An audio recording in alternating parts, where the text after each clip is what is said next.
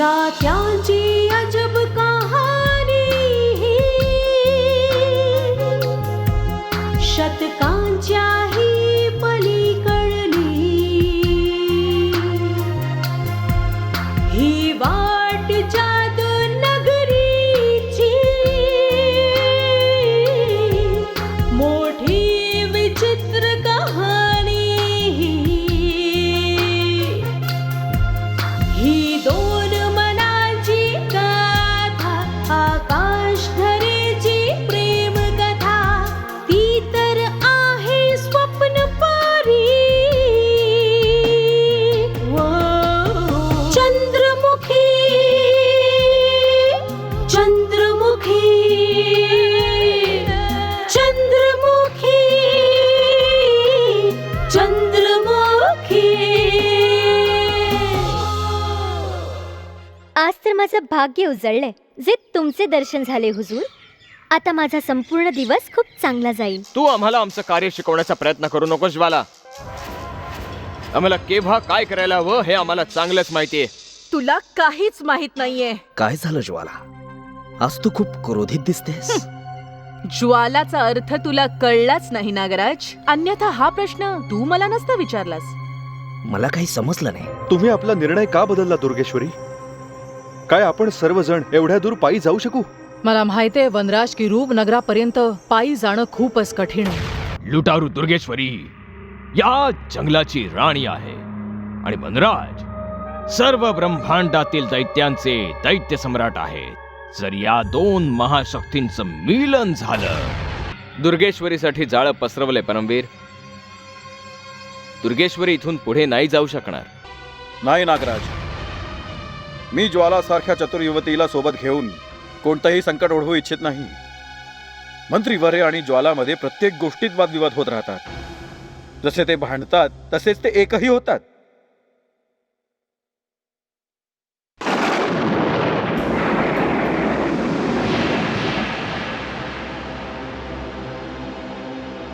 रूपमती,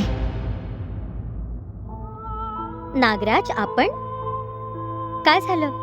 आज तुम्ही मला आवाज दिलात. तुमचं माझ्याकडे कसलं काम आहे का? तुझ्याकडे माझं नाही, महामहिमांचं एक अति आवश्यक कार्य आहे रूपमती. त्यांनी तत्काळ तुला त्यांच्या कक्षात बोलावलंय. महामहिमांनी मला बोलवले? हे कसं काय शक्य आहे नागराज? हे तर मला नाही माहित. मला तर केवळ इतकंच माहिती आहे की महामहिम माझ्याकडे तुझी खूप प्रशंसा करत होते. ते म्हणत होते की या महालात एक रूपमतीच अशी की जी सदैव सत्य बोलते आणि जी कधी महाराजांच्या शत्रूंची साथ नाही देत. असं?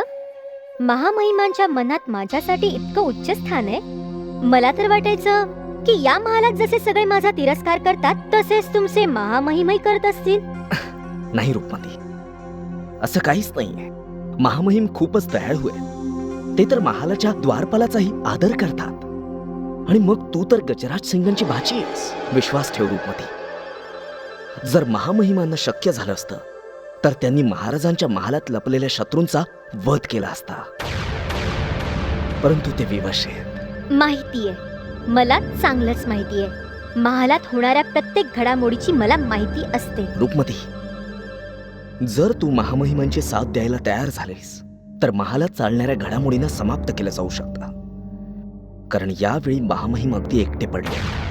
त्यांनी सर्व बाजूने विचार केल्यानंतरच तुझी आठवण काढली आहे. तुझ्यासाठी संदेश पाठवलाय. रूपमती, त्यांना नक्कीच कुठल्या गंभीर विषयावर तुझ्याशी वार्तालाप करायचा असेल. ठीक आहे, मी तात्काळ महामहिमांना भेटायला जाते.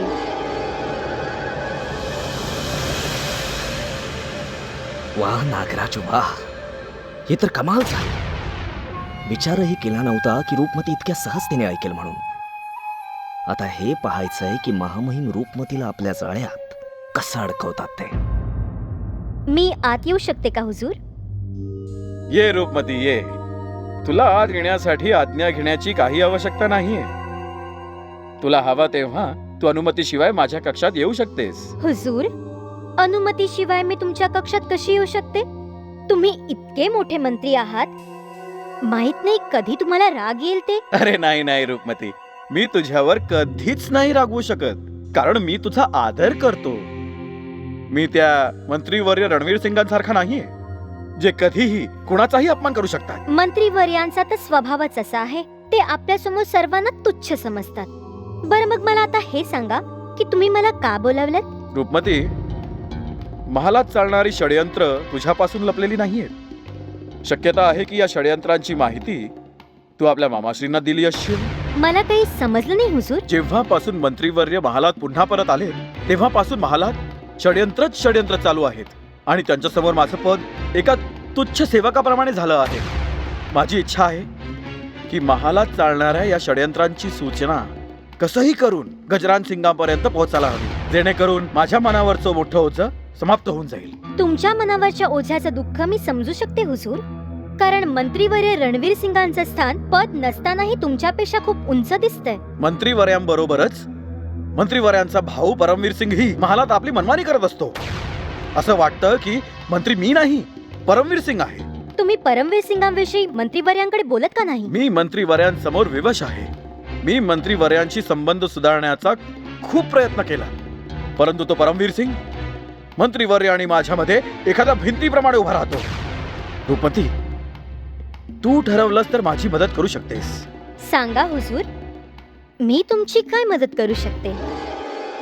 जर तू महालात चालणाऱ्या षडयंत्रांची माहिती आपल्या मामाश्रींना दिलीस तर शत्रूंच्या कारवायांच्या सूचना महाराजापर्यंत पोचतील आणि महाराज मंत्रीवर्य रणवीर सिंगांना लगाम घालून महालात चालणारी षडयंत्र थांबवतील. आम्ही दुर्गेश्वरीची प्रतीक्षा करून करून थकलो आहोत परमवीर. आम्हाला कळतच नाहीये की तिला आकाशाने गेलं की ती जमिनीत सामावली. ती या मार्गाने नाही येणार दादा. मी तुला आधीच सांगितलं होतं की दुर्गेश्वरी जर रूपनगरात आली तर गुप्त मार्गाने येईल, परंतु तू माझ्या बोलण्याकडे लक्ष नाही दिलंस. परमवीर, दुर्गेश्वरी कुठेही असली तरी तिला याच मार्गाने यावं लागेल. आपली भेट दुर्गेश्वरीशी इथेच होईल. माफ कर दादा, जर दुर्गेश्वरी या मार्गाने नाही आली तर काय होईल? जर का दुर्गेश्वरी या मार्गाने नाही आली आणि आम्ही तिला बंदी बनवण्यात सफल नाही झालो तर उपनगरात आमच्या शौर्यावर शंका घेतली जाईल. महामहिम, खूप दिवसानंतर आपल्याला एखादी प्रसन्नतेची सूचना मिळाली आहे. जर रूपमती आपली साथ द्यायला तयार झाली आहे तर असं समजा की आपण आपल्या षडयंत्रात अवश्य सफल होऊ. नागराज, तिला माझ्या गोड बोलण्याची तात्काळ भुरळ पडली. आता बघ, मंत्रीवर्य रणवीर सिंगांच्या विरुद्ध रूपमती आपल्या मामाश्रींचे कान कसे भरते ते. आता मंत्रीवर्य आणि त्यांचा भाऊ परमवीर सिंगला दुःख सहन करावं लागेल. जर त्या दिवशी तुम्ही मंत्रीवर्यांसमोर त्यांचं विश्वासपात्र असल्याचं ढोंग नसतं केलात तर मंत्रीवर्यांनी आपल्याला महालाबाहेर केव्हाच काढला असता. मी ते अपमान अजून नाही विसरलोय, परंतु ही वेळ त्याचा विचार करण्याची नाहीये. हे सांग की मंत्रीवर्यांकडून काय समाचार आलाय? दुर्गेश्वरीला पकडण्याच्या आपल्या कार्यात ते सफल झाले की नाही? महामहिम, मला नाही वाटत की मंत्रीवर्य आपल्या उद्देशात सफल होतील, कारण दुर्गेश्वरी जितकी चतुर आहे तेवढी शक्तिशाली सुद्धा आहे. ती मंत्रीवर्य आणि त्यांच्या भावाच्या तावडीत कधीच नाही सापडणार. मंत्रीवर्य आपल्या षडयंत्राच्या जाळ्यात दुर्गेश्वरीला पकडण्याचा पूर्ण प्रयत्न करणार, कारण आता ही गोष्ट त्यांच्या सन्मानाची झाली आहे. तुम्ही काहीही म्हणा महामहिम, पण मला मात्र नाही वाटत की ते आपल्या उद्देशात सफल होतील. आणि जर दुर्भाग्याने त्यांचा आमनासामना झालाच तर विजय अवश्य दुर्गेश्वरीचाच होईल. दुर्गेश्वरीच्या शक्तींविषयी मला काहीच शंका नाहीये, परंतु मंत्रीवर्यांना पराजित करणं खूप कठीण आहे. बघूया काळाच्या गर्भात काय दडलंय ते. हो महामहिम, काळाच्या गर्भात माहित नाही काय आहे, परंतु मला तर मंत्रीवर्यांचा येणारा काळ चांगला दिसत नाही. तुम्हीच बघा आता दुर्गेश्वरी मंत्रीवर्य आणि त्यांच्या भावाला चकवा देऊन आपल्या उद्देशात अवश्य सफल होईल. अवश्य.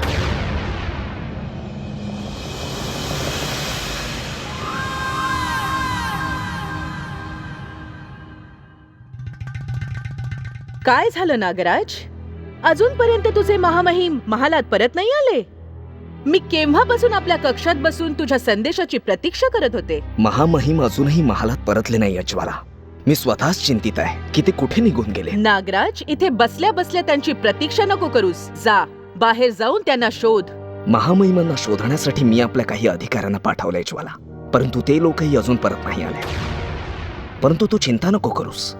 जसंही महामहिम परत येतील मी त्यांच्यापर्यंत तुझा संदेश अवश्य पोहोचवेन. अवश्य पोचव, कारण यात तुझं आणि तुझ्या महामहिमांचंच भलंय. येते मी.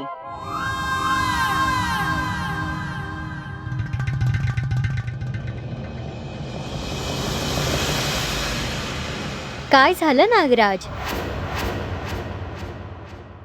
रूपमती तू मला फक्त तुम्हाला हेच सांगायचंय की ज्वालाच्या बाबतीत जास्त विचार करून तुमचा वेळ वाया नका घालवू. मी तिची सावलीही महामहिमांवर पडू देणार नाही. रूपमती, चांगलंच झालं जे तू मला वेळेवर सावध केलास. अन्यथा आम्हाला हानी सोसावी लागली असती. तुमच्या महामहिमांना सांगून ठेवा की ज्वालाला त्यांच्या जवळही नका फिरू देऊ, नाहीतर ते स्वतःचे हात पोळून घेतील. रूपमतीचा सल्ला मानत राहाल तर या महालात तुम्हाला कधी नुकसान नाही सोसावं लागणार. आता मी येते. हे ईश्वरा, या महालात या दोनच युवती अशा आहेत की ज्यांचा सामना करण्याचा माझ्यात साहस नाहीये. आता तर या महालात माझा श्वासच गुदमरायला लागलाय. मनात तर येतं की या महालातून बाहेर पडून दूर जंगलात निघून जावं. नाही, दैत्य सम्राट वनराज कधीही लुटारू दुर्गेश्वरीच्या अधीन राहून कार्य नाही करू शकत. धीरा,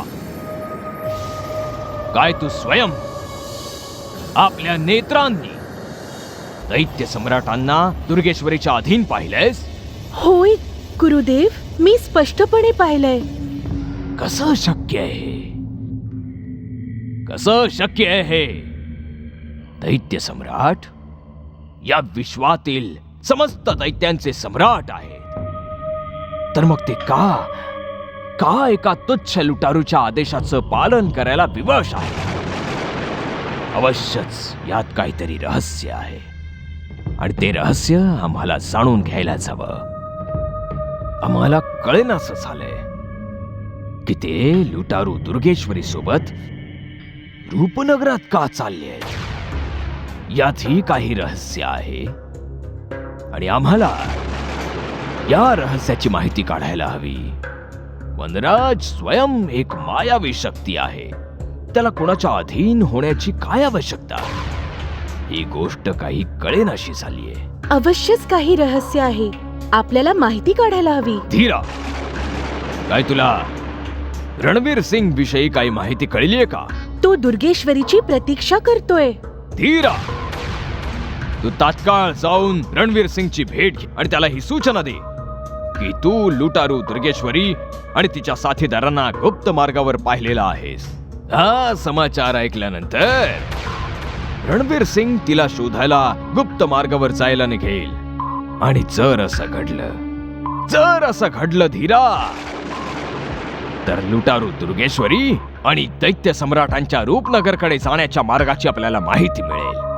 जा, शीघ्र जा. जशी आज्ञा गुरुदेव.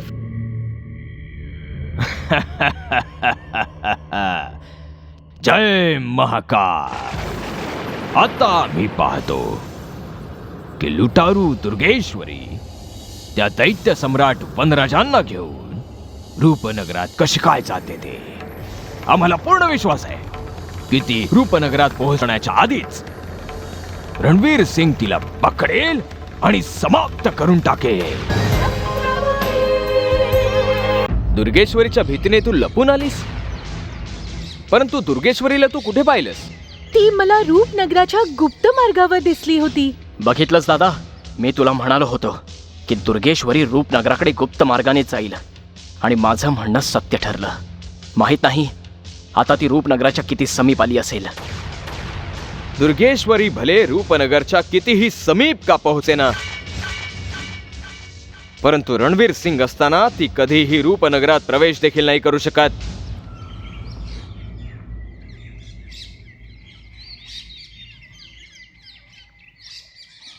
युवराज, हा मार्ग केवळ तुम्ही पाहिलाय. आपण योग्य मार्गाने जातोय ना? दुर्गेश्वरी, आम्हाला हा मार्ग योग्य वाटतोय. पुन्हा एकदा विचार करा. जर आठवत नसेल तर काही काळ थांबून योग्य मार्ग आपण शोधून काढू. दुर्गेश्वरी, आम्ही इथे अधिकाधिक प्रवास रात्रीच केलाय, म्हणून आम्ही अगदी योग्य तर नाही सांगू शकणार, परंतु आम्हाला वाटतंय की हाच योग्य मार्ग आहे. युवराज, काही काळ थांबून पुन्हा आठवून पहा. जर का आपण मार्ग चुकलो तर आपलं लक्ष पूर्ण नाही होणार. दुर्गेश्वरी, आम्हाला चांगलंच आठवतंय.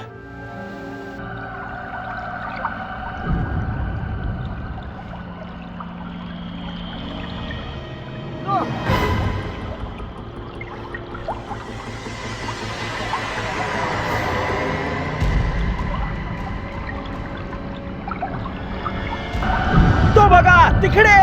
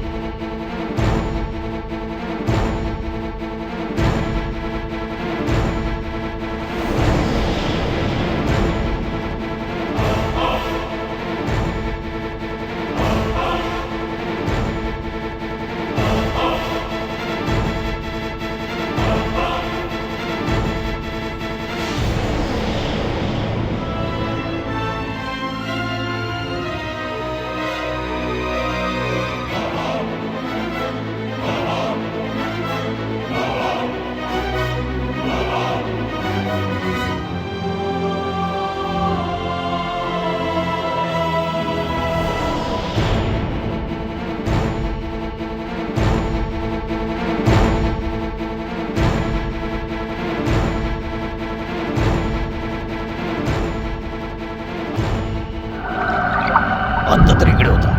वाटते वर गेलाय तो. चला.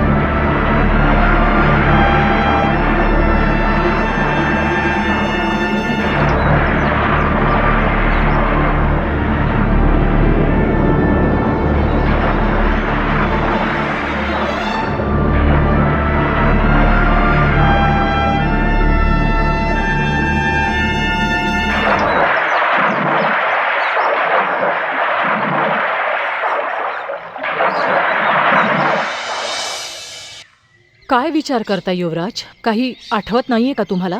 चांगलंच आठवतंय दुर्गेश्वरी. आपण इथून आणखी थोडं पुढे गेलो तर एक झरा दृष्टीस पडेल. जेव्हा आम्ही रणवीर सिंगच्या कारागृहातून पळालो, त्याच्या सैनिकांनी आमचा पाठलाग केला आणि आम्ही त्याच झऱ्यातून बाहेर पडलो. परंतु रणवीर सिंग आणि परमवीर सिंग आम्हाला पकडू नाही शकले.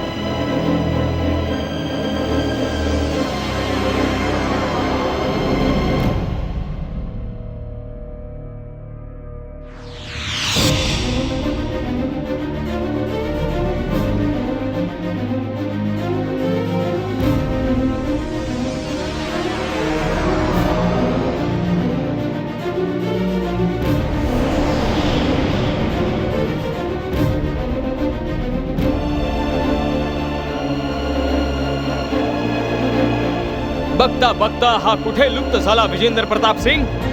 जर तुम्हाला एवढी खात्री युवराज, तर आपल्याला पुढे जायलाच हवं. हो, चला. चला. महामहिम अभिनंदन, अभिनंदन.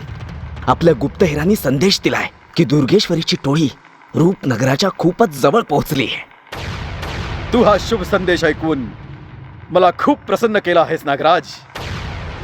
आता आपण दुर्गेश्वरीच्या येण्याचा तात्काळ लाभ घ्यायला हवा. महामहिम, जर आपण दुर्गेश्वरीची थोडीशी जरी मदत करू शकलो तर आपण एकाच बाणात 2 शिकार करू शकतो.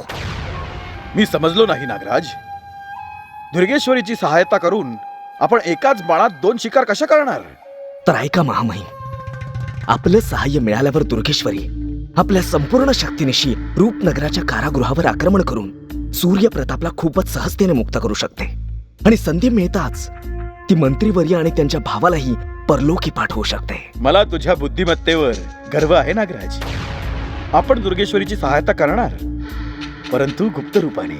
महामहिम, आता तर आपली शक्ती रूपनगराच्या जंगलातही पसरणार आहे.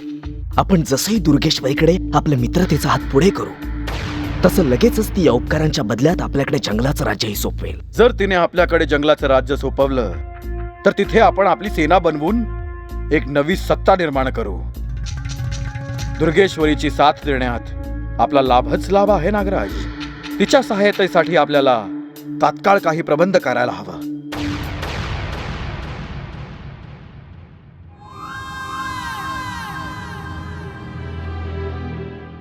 ज्वाला, आम्ही तर तुलाच भेटायला येत होतो.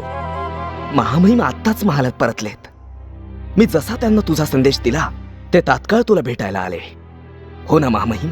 हो ज्वाला, तुझा संदेश ऐकून मला वाटलं की कदाचित मंत्रीवर्य कुठल्या संकटात तर नाही सापडले. सांग, काय झालं? गोष्ट अशी आहे की मंत्रीवर्य रणवीर सिंगांशी आता माझा काहीच संबंध नाही. त्यांच्याशी माझी मैत्री संपुष्टात आली. नाही ज्वाला, मंत्रीवर्यांशी तुझी मैत्री कधीच नाही संपुष्टात येणार. कारण विधात्यानं तुम्हा दोघांना एकमेकांसाठीच बनवलंय.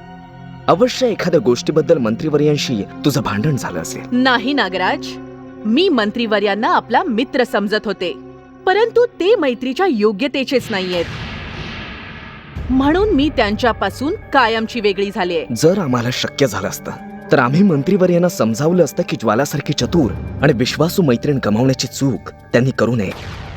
परंतु आम्ही काय करणार? मंत्रीवर्य आमची एकही गोष्ट ऐकत नाही. मंत्रीवर्य तुम्हा दोघांचं कधी ऐकणारही नाहीत, कारण ते तुम्हा दोघांचा तिरस्कार करतात. तुम्हीही आता जरा सावध व्हा. मंत्रीवर्य तुम्हा दोघांना कधीही समाप्त करू शकतात. आश्चर्य आहे. आम्ही तर सदैव त्यांच्यासाठी आपले प्राण पणाला लावण्याचा विचार करत राहिलो. आणि त्यांचे आमच्याविषयी एवढे वाईट विचार आहेत. हीच गोष्ट सांगण्यासाठी तर मला तुम्हाला भेटायचं होतं महामहिम. जर तुम्ही माझी साथ द्यायला तयार झालात तर मंत्रीवर्य रणवीर सिंगांचे पंख खूपच सहजतेने कापता येतील. मंत्रीवर्यांचे पंख कापले जाऊ शकतात. जास्त विचार करून वेळ नष्ट करू नका महामहिम. जर ज्वालाच्या दिशेने तुम्ही मैत्रीचा हात पुढे करायला तयार आहात तर मंत्रीवर्यांना रूपनगराच्या महालातून सदैवासाठी बाहेर काढलं जाऊ शकतं. मंत्रीवर्यांनी आतापर्यंत ज्वालाची मैत्री पाहिलीये, आता ते ज्वालाचं शत्रुत्व पाहतील. मला शीघ्र जाणून घ्यायचंय की तुम्ही माझ्या दिशेने मैत्रीचा हात पुढे कराल की नाही. आता या वेळी तू खूप क्रोधित आहेस ज्वाला, म्हणून यावेळी काही निर्णय घेणं योग्य ठरणार नाही. अनुकूल वेळ येताच आपण या विषयावर बोलू. आता आम्हाला एक आवश्यक कार्य पूर्ण करायचं आहे. येताच आपण बोलू. येतो आम्ही. चल नागराज.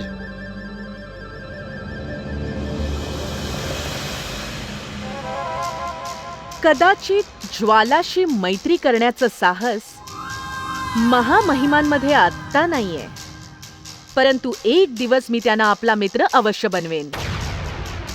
परंतु हे समजलं नाही की हे दोघं अचानक महालातून बाहेर कुणाला भेटायला गेलेत.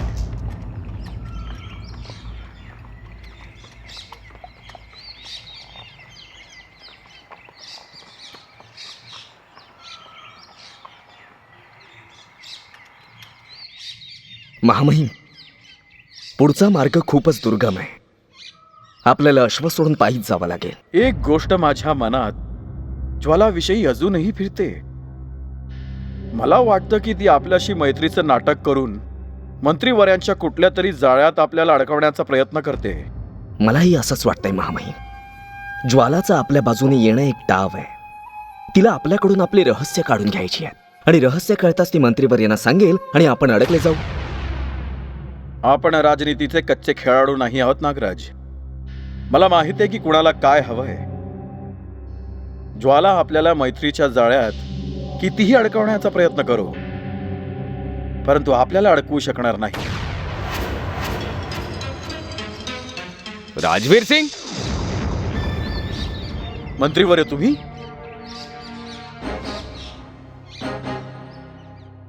तुम्ही इथे? आम्ही तुम्हाला आणि परमवीर सिंगांना शोधता शोधता इथवर आलो. परंतु तू आम्हाला शोधण्याचा प्रयत्न का करत होतास राजवीर?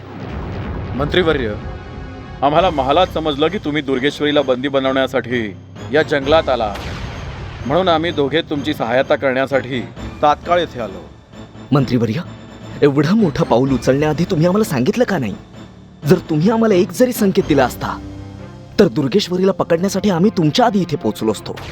आम्हाला जसंही महालात समजलं की तुम्ही दुर्गेश्वरीला पकडण्यासाठी इथे आलात, आम्ही तात्काळ धावत धावत इथवर पोहोचलो. तुम्हाला ही सूचना कोणी दिली नागराज की आम्ही इथे दुर्गेश्वरीला बंदी बनवण्यासाठी आलो आहोत? मंत्रीवर्य, या सूचनेविषयी ज्वालाने आम्हाला सांगितलं.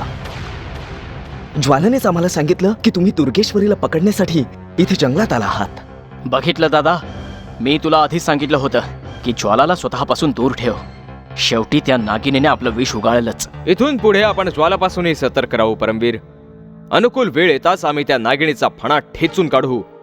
परंतु ही वेळ ज्वालाविषयी विचार करण्याची नाही, तर दुर्गेश्वरी विषयी विचार करण्याची आहे. तुम्ही योग्य बोलताय मंत्रीवर्य.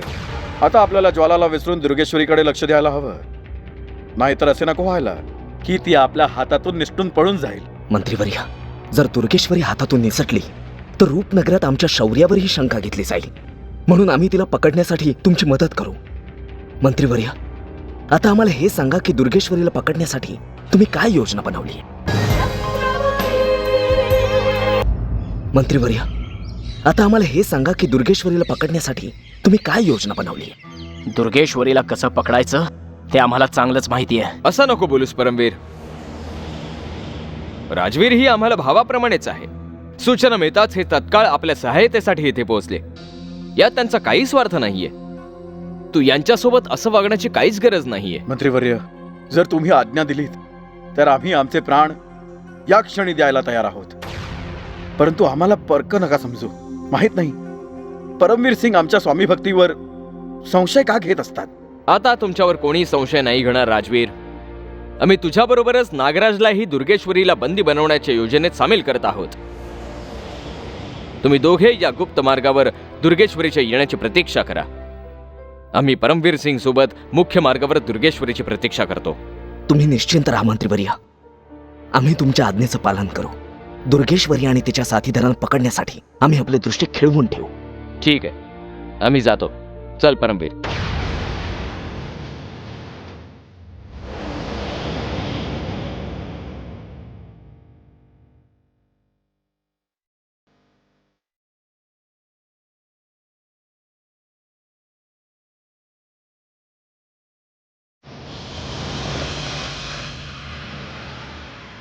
काय झालं परमवीर? तू एवढा क्रोधित का बरं झाला आहेस? चिंता नको करूस. ती दुर्गेश्वरी लवकरच आपल्या तावडीत सापडेल. मला जेवढी चिंता दुर्गेश्वरीची आहे त्यापेक्षा जास्त त्या राजवीर आणि नागराजची आहे. मला हेच कळत नाहीये की त्यांना शिक्षा करण्याऐवजी तू त्यांना आपल्या गुप्त कार्यात सामील करून घेतलंस. हा तू खूपच चुकीचा निर्णय घेतलास दादा. नाही परमवीर, आमचा निर्णय अगदी योग्यच आहे. ते दोघे निस्वार्थपणे महालातून आमची सहाय्यता करायला इथे आलेले आहेत. म्हणूनच आम्ही प्रसन्न होऊन त्यांना आपल्या गुप्त कार्यात सामील करून घेतलंय. दादा, ते आपली सहाय्यता करण्यासाठी नव्हते आले, तर हे जाणून घ्यायला आले होते की आपण कोणतं गुप्त कार्य करत आहोत.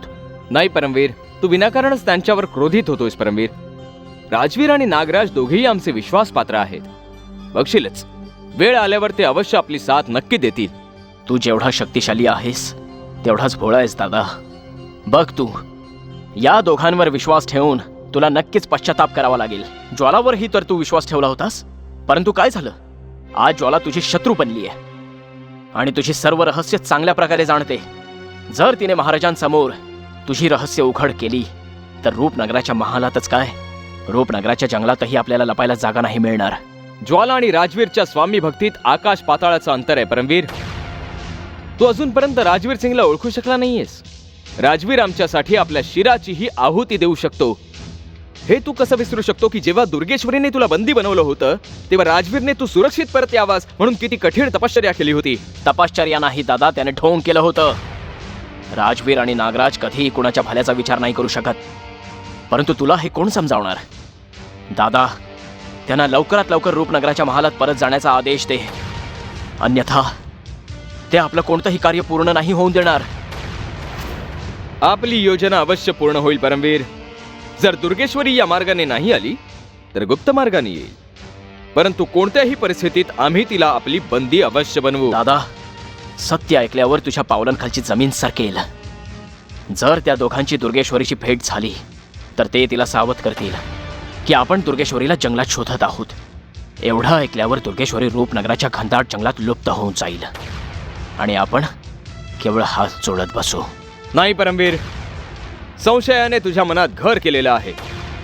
जर राजवीर आणि नागराजची भेट दुर्गेश्वरीशी झाली तर ते दोघे अवश्यच तिला बंदी बनवतील. आम्हाला राजवीर आणि नागराजच्या स्वामी भक्तीवर पूर्ण विश्वास आहे. महामहिम, आपण गोड गोड बोलून किती सहजतेने मंत्रीवर्य आणि त्यांचा भाऊ परमवीर सिंगला मूर्ख बनवला. बघितलं तुम्ही? बघितलं?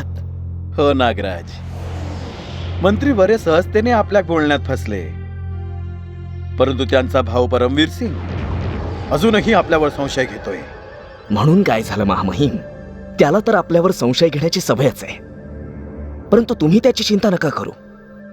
आता मंत्रीवर्य त्याच्या बोलण्यात येऊन आपल्यावर कधीही संशय नाही घेणार, कधीही नाही. परमवीर सिंग राजकारणाच्या मैदानातला एक कच्चा खेळाडू आहे.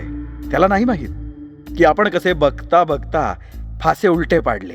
आपल्याला नव्हतं माहीत की रणवीर सिंग आपल्याला या जंगलात भेटतील, परंतु त्यांना पाहताच आपण सांगितलं की आपण त्यांची सहायता करायला आलोय आणि प्रसन्न होऊन त्यांनी आपल्याला या गुप्त मार्गावर लक्ष ठेवायला स्वतःच पाठवलं. हेच तर आपल्याला हवं होतं महामहिम, हेच तर आपल्याला हवं होतं. असं वाटतंय आपलं भाग्य आपले साथ देत आहे. परमवीर सिंग आता ठरवूनही आपलं काहीही नाही बिघडवू शकत, काही नाही. महामहिम, जर तो मंत्रीवर्यांचा भाऊ नसताना तर मी त्याचा कधीच वध केला असता. परमवीर सिंगचा वध तर आपण करूच नागराज, परंतु आता नाही.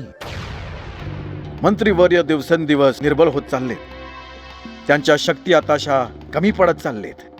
ज्या दिवशी त्यांची अंतिम शक्ती समाप्त होईल त्या दिवशी आपण त्यांच्या पाठीत खंजीर खुपसू. आणि मग एकाच वेळी दोन्ही भावांचे अंतिम संस्कार करून टाकू. हाच दिवस पाहण्यासाठी तर मी जिवंत आहे महामहिम. हाच दिवस पाहण्यासाठी मी त्या दोन्ही भावांनी केलेला तिरस्कार कधी नाही विसरू शकत.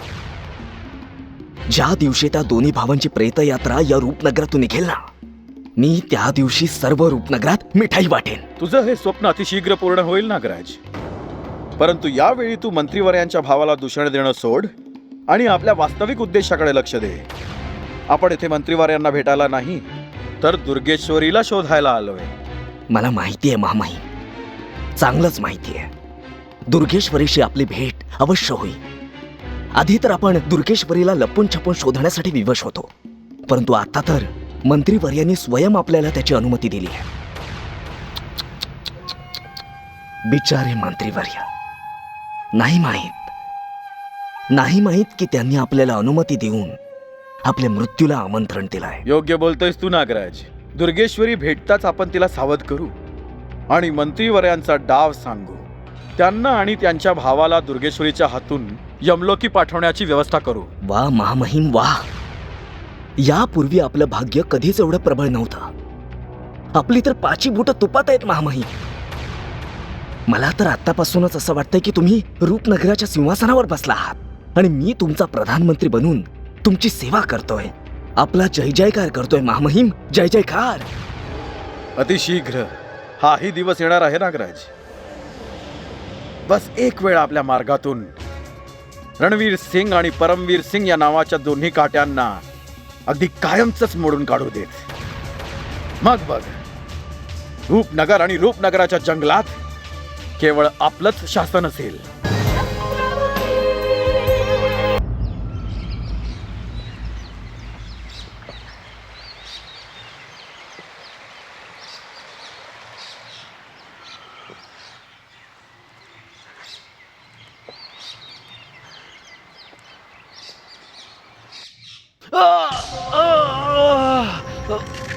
काय झालं वनराज?